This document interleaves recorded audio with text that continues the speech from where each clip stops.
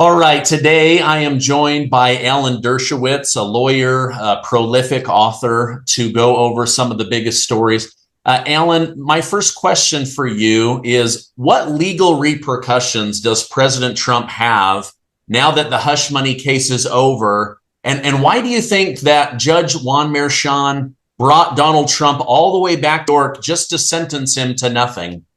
Well, he did it by Zoom, but it doesn't matter. There was no time, no fine, and it's no crime. I mean, Marchand knows that this is a total frame-up. It's worse than what Lavrenti Beria said to Stalin. Beria, the head of the KGB, said, "Show me the man, I'll find you the crime."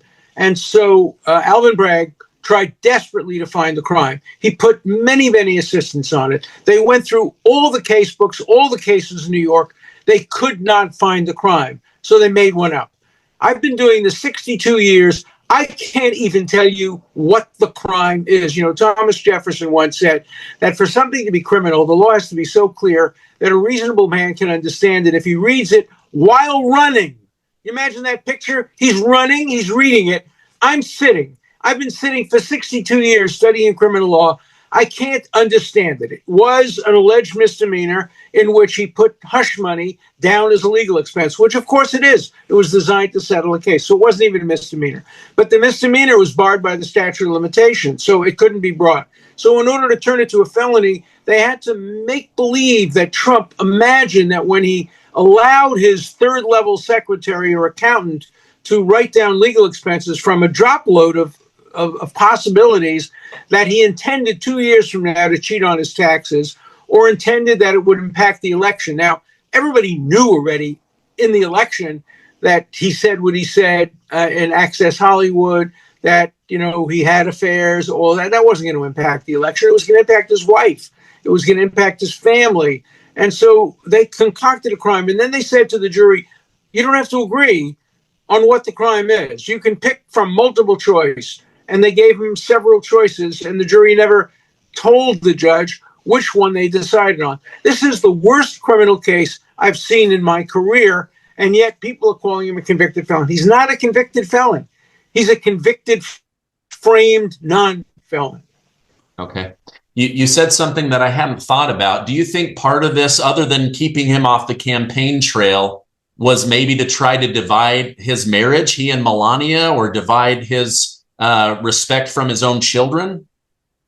Look, I think that they were willing to do anything. They set out to get Trump, whatever way they can do it, they were going to do it. It backfired. Thank God the American people saw through this. And in fact, I suspect that a considerable number, I don't know enough to affect the election, but a considerable number of people who were not planning to vote for him, voted for him in order to send a message that we don't want Stalin in this country. We don't want South American dictators who say, for my friends, everything, for my enemies, the law. And, you know, I made a speech the other night, and Trump came to listen to it at Mar-a-Lago about Lawfare.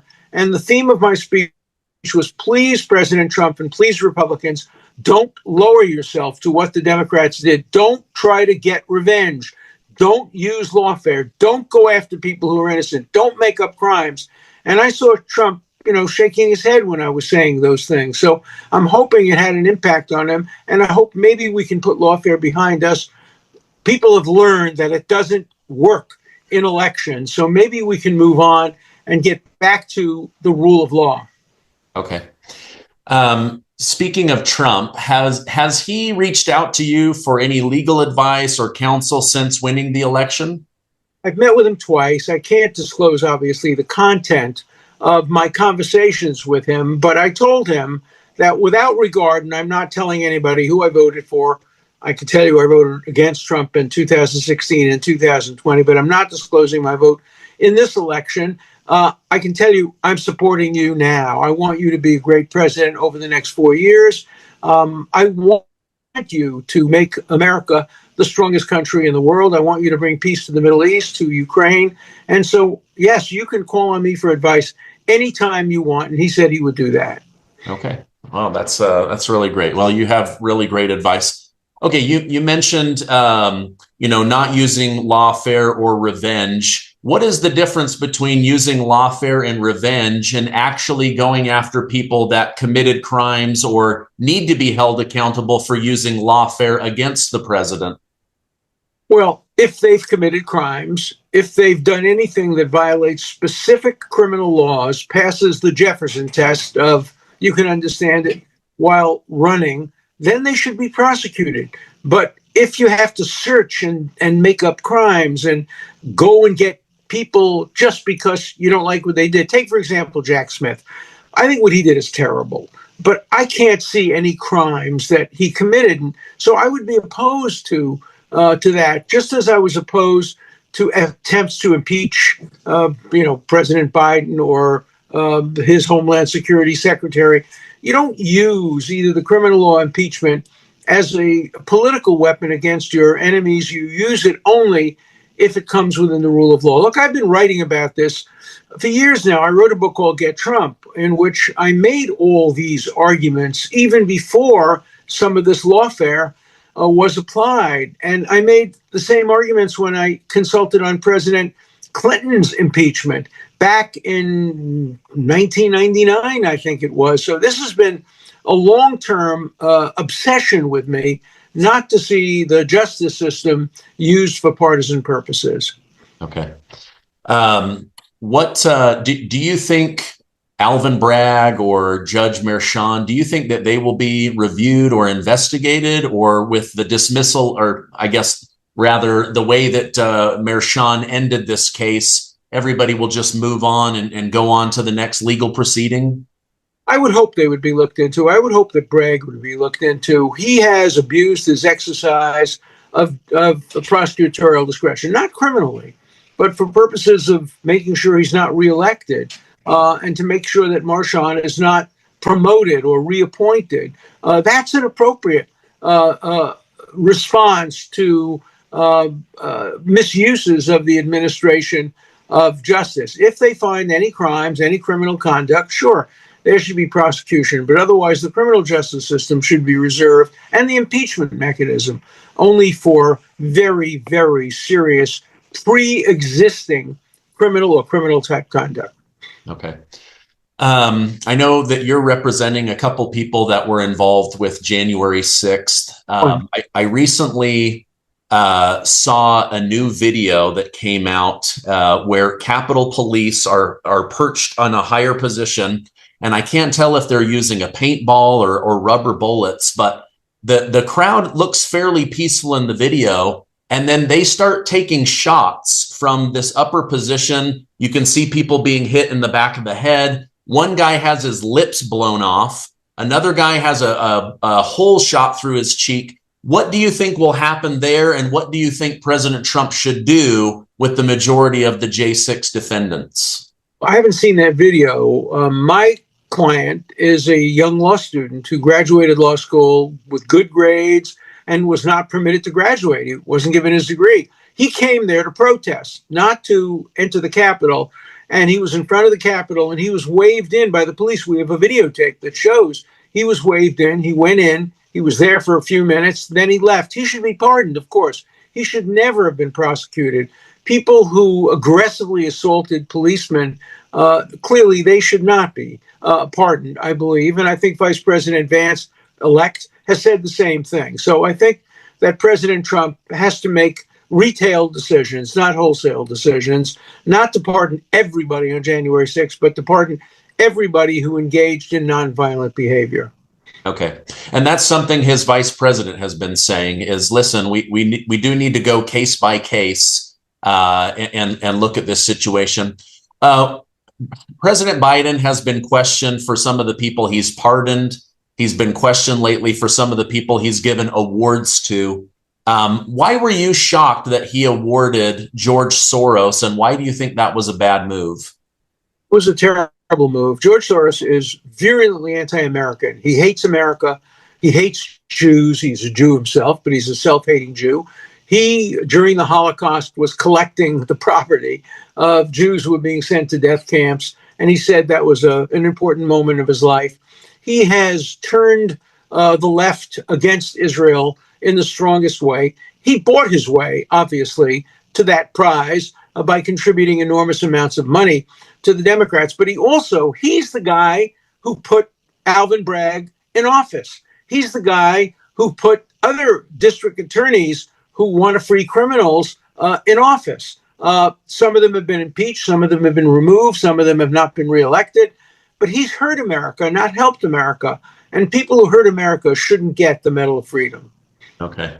I figured that would be your answer, but I just wanted to hear your side of it from your own mouth.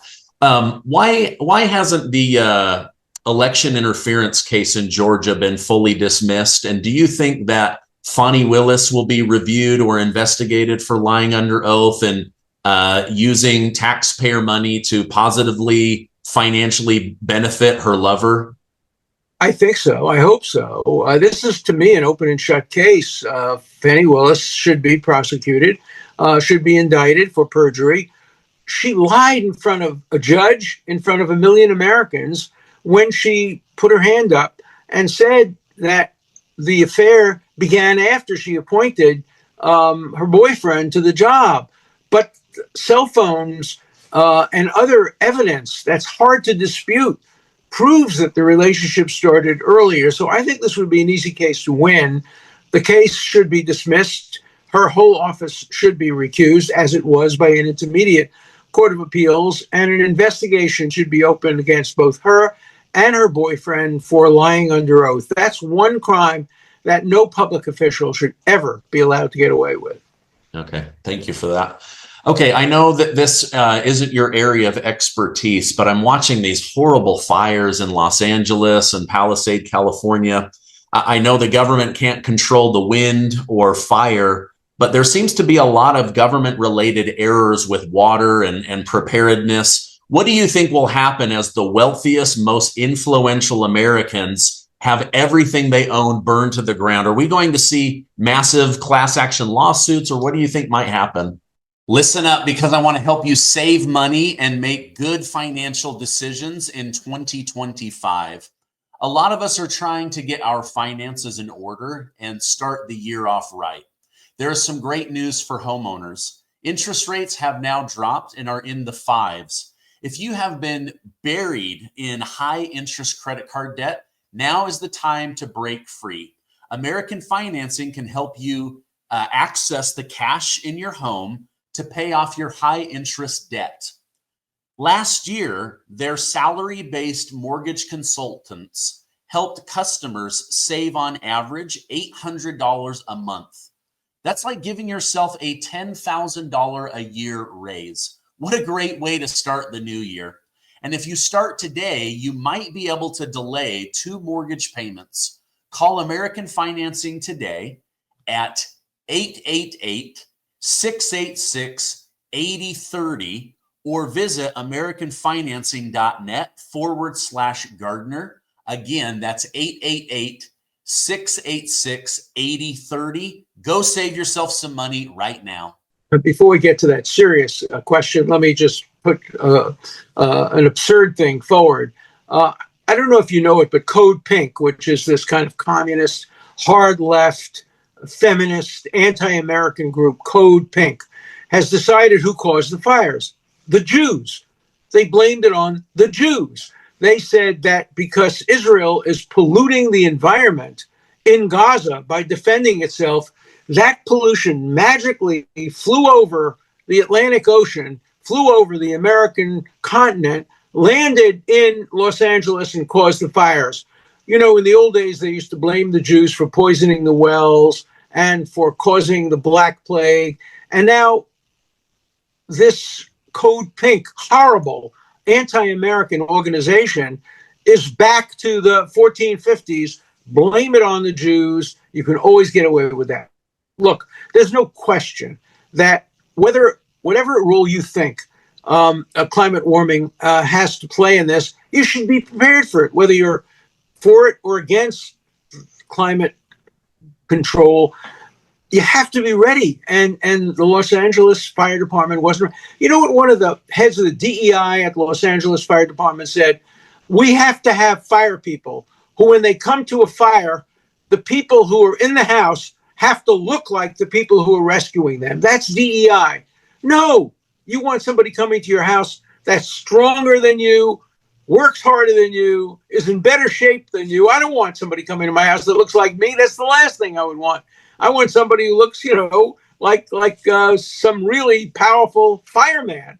And I don't care what their race is or what their gender is. They have to be the strongest, best people in the world. Nobody wants to get on an airplane with a DEI pilot, and nobody should live in a city with DEI fire departments that pick their fire people based on identity politics. So there is something that can be done to prevent recurrences of this kind. And DEI ought to be at the bottom of any agenda of any fire department, army, or any government agency that requires people who are the most qualified people in the world. You wouldn't want your surgeon to be a DEI surgeon, and you don't want your pilot or firefighter to be a DEI person picked on the basis of race. Amen. Amen to that. Okay, you have a book out, The 10 Big Anti-Israel Lies. Tell me about that. Well, we printed 1 million copies of this book to be given out free of charge at every single college and university in the United States. It takes the 10 things that the protesters have been saying about Israel, and it subjects them to my lawyerly cross-examination, and it gives the answers. And if you know any kids in college who would benefit from this, just if you can get in touch with me or my publisher, we will send you 100, 200, 1,000 free copies to distribute. We want to get it as widely distributed as possible, because the answer to bad speech is not censorship. It's true speech. It's good speech. And so this book is dedicated to the marketplace of ideas, to giving people alternative points of view about what's going on in the Middle East. Okay. I'm going to put a link to that book down below, as well as your book, Get Trump, which predicted so much of what has happened and could still happen. I'm grateful that the president is reaching out to you for counsel and advice. Alan Dershowitz, thank you so much for coming on, and I hope you have a great rest of your day. Well, what wonderful questions, and what a great podcast. I'm honored to be on it. Thank you so much.